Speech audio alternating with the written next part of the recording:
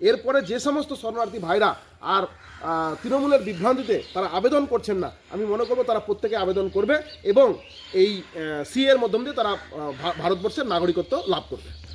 সিএএতে আবেদন করে ভারতীয় নাগরিকত্ব পেলেন গাজলের মহেন্দ্র কুমার সিংহ ও তার স্ত্রী আরতি সিংহ।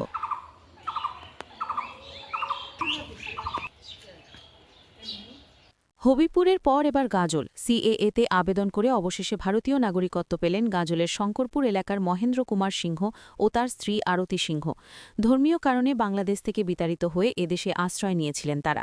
অনেক চেষ্টা করেও এতদিন তারা ভারতীয় নাগরিকত্ব পাননি, ছিল না ভোটার কার্ড। ভারতীয় নাগরিকত্ব পেতে অবশেষে মাস তিনেক আগে তারা সিএএতে আবেদন জানান। দোলযাত্রার দিন বাড়ি গিয়ে তাদের হাতে সিএএ শংসাপত্র তুলে দিয়েছেন স্থানীয় বিধায়ক চিন্ময় দেববর্মন। এত বছর পর ভারতীয় নাগরিকত্ব হাতে পাওয়ায় প্রধানমন্ত্রী ও স্বরাষ্ট্রমন্ত্রীকে অকুণ্ঠ ধন্যবাদ জানিয়েছেন সিংহ দম্পতি। মহেন্দ্র কুমার সিংহ জানান, বাংলাদেশের টাঙ্গাই মির্জাফর এলাকায় বাড়ি ছিল। 93 সালে ভারতে এসেছিলাম। 3 মাস আগে সিএএতে আবেদন করেছিলাম। আজকে সেই আবেদনপত্র ভারতের প্রধানমন্ত্রী নরেন্দ্র মোদীজি ও স্বরাষ্ট্রমন্ত্রী অমিত শাহজি আমাকে দিয়েছেন। আমি খুব খুশি। অনেক চিন্তার মধ্যে ছিলাম, ঘুম হতো না, ভয় লাগত। আজকে আমি খুবই খুশি। এখন থেকে বলতে পারি প্রধানমন্ত্রী নরেন্দ্র মোদীজি, স্বরাষ্ট্রমন্ত্রী অমিত শাহজি যেটা বলেন সেটা করেন। গাজলের বিজেপি বিধায়ক চিন্ময় দেববর্মন জানান, এই শাসক দল তৃণমূল শরণার্থী উদ্বাস্তুদেরকে ভুল বোঝাচ্ছে। রাজনীতির সুবিধার্থে এই তৃণমূল মানুষের মধ্যে বিভ্রান্তি ছড়াচ্ছে। যারা হিন্দু, যারা এদেশে শরণার্থী হিসেবে রয়েছিল, তাদের সবাইকেই সিএএ শংসাপত্র দেওয়া হবে। কেউ আতঙ্কে থাকবেন না, সিএএ আবেদন করুন, অবশ্যই আপনারা ভারতের নাগরিকত্ব পাবেন। তৃণমূল পরিচালিত গাজল পঞ্চায়েত সমিতির সভাপতি মুজাম্মেল হোসেন জানান, বিজেপির বিধায়ক সস্তার রাজনীতি করছেন। মিষ্টি খাইয়ে, ফুলের মালা পরিয়ে নিজেকে হাইলাইট করার চেষ্টা করছেন। আজকে একজন দম্পতি সিএএ শংসাপত্র পেল, কিন্তু শুধু সিংহ পরিবার কেন, আজকে গাজলের অনেক পরিবার রয়েছেন যারা এখনও আবেদন করেও সিএএ শংসাপত্র পায়নি। বিধায়ক শুধু অভিনয় করে 2 জনকে শংসাপত্র দিচ্ছেন, আর বাদ বাকিরা কবে পাবেন কোনো উত্তর নেই। এলাকায় তো কোনো উন্নয়ন করেননি, খালি ক্যামেরার সামনে নিজেকে হাইলাইট করতেই ব্যস্ত।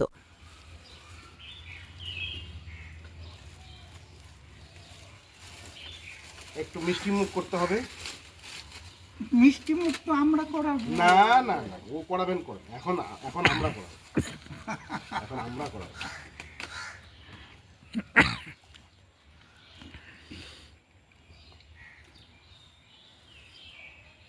এটাও আপনি না, আমি অন্য দিব, অন্য দিব কাকিমাকে। মধু তুমি দাও কাকিমাকে, একটু আবিরটা দিয়ে দিই। হ্যাঁ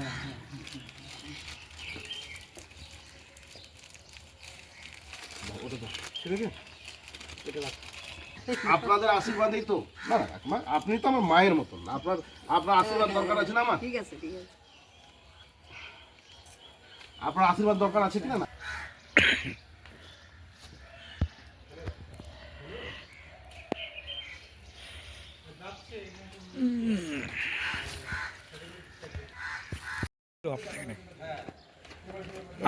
এমএলএ এসেছিল, কি দিল? দিয়ে গেল সিএ সার্টিফিকেট। কবে আবেদন করেছিলেন? আবেদন করেছিলাম 3 মাস আগে। কতটা চিন্তায় ছিলেন? অনেক চিন্তায় ছিলাম, সেটা প্রকাশ করা হবে। ভয় লাগছিল? হ্যাঁ, খুবই ভয় পাচ্ছিলাম যে হয়তো পাবো না, কি হবে। আজকে পেলাম, খুব খুশি হলাম। কাকে? মোদিজিকে ধন্যবাদ দিই। আপনার নাম? আরতি সিংহ। কতটা ভালো লাগছে? 3 মাস আগে আবেদন করেছিলাম, যেরকম লাগছে ভাষায় প্রকাশ করতে পারবো না, খুবই ভালো লাগেছে। এটা ভাষায় প্রকাশ করার মতো নয়। ভয় তো একটু পাচ্ছিলাম, কিন্তু এখন আর ভয় নেই, কারণ অমিত শাহ এবং মোদিজি যে কথা দিয়েছে সে কথা রেখেছে। আমি আরও লোকজনকে বলবো তারা যেন, যদি তাদের ইচ্ছা হয়, করতে পারে। কমাস? হ্যাঁ, কমা 3 মাস আগে। কে দিয়ে গেল আজকে? আজকে দিয়ে গেল গাজলের বিধানসভার MLA বিধায়ক। আপনার হাতে দিয়ে গেল? হ্যাঁ হ্যাঁ, আমার হাতে দিয়ে গেল। আপনার নাম? আমার নাম মহেন্দ্র কুমার সিংহ। আজকের এই দোল পূর্ণিমার অনেক অনেক শুভেচ্ছা এবং অভিনন্দন। সমস্ত গাজলবাসী তথা সমস্ত পশ্চিমবঙ্গবাসী, ভারতবাসীকে দোল পূর্ণিমার অনেক অনেক অভিনন্দন এবং শুভেচ্ছা। আমি অত্যন্ত আনন্দ এবং গর্বের সঙ্গে জানাচ্ছি যে ভারতবর্ষের সরকার যে সিএএ যে সিটিজেনশিপ অ্যামেন্ডমেন্ট অ্যাক্ট আর তারা চালু করেছেন, তারই বহু উদ্বাস্তু শরণার্থী এই গাজল বিধানসভার অন্তর্গত রয়েছেন, যাদের 2002 সালের ভোটার তালিকায় অনেকের নাম ছিল, অনেকের নেই। তারা প্রচণ্ড দুশ্চিন্তার মধ্যে ছিল এবং এখানকার শাসক দল তৃণমূল গ্রামে গঞ্জে সাধারণ মানুষকে অনেক ভুল বুঝিয়েছিল যে সিটিজেনশিপ অ্যামেন্ডমেন্ট অ্যাক্টে আর আবেদন করলে বাংলাদেশি প্রমাণ হবে এবং তারা বাংলাদেশে তাদেরকে পাঠাবে। সেই রকমই একজন দম্পতি আপনারা দেখতে পাচ্ছেন আমার পাশে আর দাঁড়িয়ে রয়েছেন আমার কাকু মনীন্দ্র কুমার সিংহ মহাশয় এবং আমাদের আরতি সিংহ মহাশয়। এই দুইজন বয়স্ক দম্পতি যারা দীর্ঘ কয়েকদিন আগে আমাদের এই সিএতে আবেদন করেছিল, ভাই মধুসূদন কুণ্ডু আর তার উদ্যোগে এখানে গোটা গাজলের সিএ ক্যাম্প পরিচালিত হয়, তার উদ্যোগে ওনারা আবেদন করেছিল এবং আজকে আর ওনাদের হাতে শঙ্করপুর যে আমাদের পাড়া বা গ্রাম, সেই গ্রামের এই দুইজন দম্পতিকে আমরা সেই সার্টিফিকেট তুলে দেওয়ার উদ্দেশ্যে আমরা এখানে সমবেত হয়েছিলাম আজকের এই দোল পূর্ণিমার দিনে।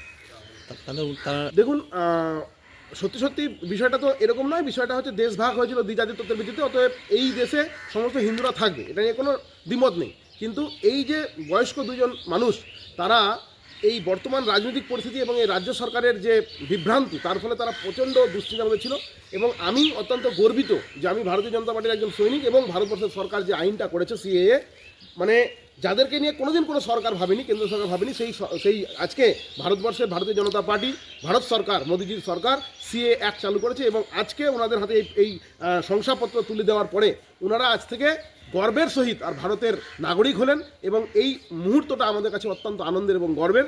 তো বিষয়টা হচ্ছে, আমি নাম বলতে চাইছি না, গাজলের যিনি আপনি বললেন যে বিধায়ক সাহেব, এমএলএ সাহেব যিনি আছেন, উনি ভালো করে জানেন বিষয়টা কি, যে এখানে আপনি সস্তা রাজনীতি করতে চাইছেন, মিষ্টি খাইয়ে দিয়ে ফুলের মালা পরিয়ে দিয়ে তো আর এই সমস্ত হাইলাইট হওয়া যায় না। যাই হোক, উনি একটা পদ্ধতি অবলম্বন করেছেন, কাজ কি করেছেন সেটা উনি ভালোভাবেই জানেন।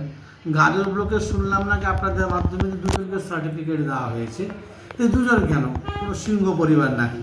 এরকম অনেক হাজার হাজার ভাই বোন আমাদের আছে, অনেক ভাই বোন এখানে আছে, পড়োশিরা আছে, যারা ওই সিএ সার্টিফিকেট পাওয়ার যোগ্য বা পাবে, অ্যাপ্লিকেশন করেছে, কিন্তু এখানে দুজন কেন, বা এটা কি কারণটা কি, এই রাজনৈতিক রহস্যটাকে সেগুলো ভালো করে জানেন। সত্যি কথা বলতে কি, এনারা সস্তা রাজনীতি করতে খুব ভালোবাসেন। আগামী দিনে ভোট যেহেতু আসছে, 2026 সালের বিধানসভা নির্বাচন আসছে, কাজ তো উনি কিছু করেননি। উনি মানুষের সামনে, মানুষের পাশে দাঁড়ানোর জন্য কী পদ্ধতি অবলম্বন করবেন। বিগত দিনে আমরা বলেছি, কোনো সময় ফুলের মালা দিচ্ছেন, কোনো সময় মিষ্টি খাইয়ে দিচ্ছেন, আগামী দিনে যারা জানি না দাদা আর কী করবেন। মানে সত্যি কথা বলতে কি, হাইলাইট হওয়ার জন্য, ক্যামেরার সামনে আসার জন্য একটা পদ্ধতি উনি অবলম্বন করেছেন, এটুকু ছাড়া আর কিছু না। আমি তো সংবাদ মাধ্যমে আপনাদের কাছে আমার প্রশ্নটা আছে, যেমন ওনাকে দেখুক বা জানুক, যে আমার এখানে 2,61,000 টোটাল ভোটার। আমি যদি এসসি ভাই বা সিং ভাই, এরকম মতুয়া ভাই দেখতে যাই, এরকম কয়েক হাজার সিএর আন্ডারে পড়বে এবং আমাদের ভাইরা অ্যাপ্লিকেশনও করেছে, সে দুজন কেন? তো আবারও বলছি, সামনে 2026 সালের বিধানসভা নির্বাচন, এই বিধানসভা নির্বাচনে উনি জানেন যে ওনার পায়ের তলার মাটির শক্ত নেই। আমরা বিধানসভা নির্বাচনে ভালো ফল করব, এখান থেকে আমরা বিধায়ক পদটা পাবোই পাবো এবং দিদির হাতে আমরা উপহার দেব, আর চতুর্থবারের জন্য দিদিও আমাদের মুখ্যমন্ত্রী হবেন, এটুকু নিশ্চিত। এখন সময়ের অপেক্ষা, উনি ওনার অভিনয় করবেন আর আমরা কর্ম আমাদের করে যাব, কাজ করব। হ্যাঁ, আর আরেকটা আমার প্রশ্ন থেকে যাচ্ছে যে উনি দুজনকে দিলেন, তো বাকি লোকগুলো কী হবে? আর ভাই আমার পড়োশিগুলোকে, আর আমার ভাইগুলো কী হবে, তাদের সার্টিফিকেটটা কোথায় গেল? এটা তো প্রশ্ন থেকেই যায় না। যাই হোক, উনি সামনাসামনি বসলে খুব ভালো হবে। আমরা তো চ্যালেঞ্জ করছি ওনাকে, আমি বিধায়ক হিসাবে চ্যালেঞ্জ করি, উনি উন্নয়নের টাকা কোথায় খরচ করেন সেটা বলুক। আর আমি পঞ্চায়েত সমিতি ফান্ড থেকে গাজল ব্লকটা আমরা কোথায়, আমাদের দিদি কোথায় দিয়েছে, আমাদের রাজ্য সভা কোথায় দিচ্ছে, আমরা সেখানে চ্যালেঞ্জ হিসেবে বসতে চাইছি। যাই হোক, ওনাকে ধন্যবাদ দেবো। উনি আসতে পারবেন না, ওনার সে ক্ষমতাটুকুও নেই। ঠিক আছে।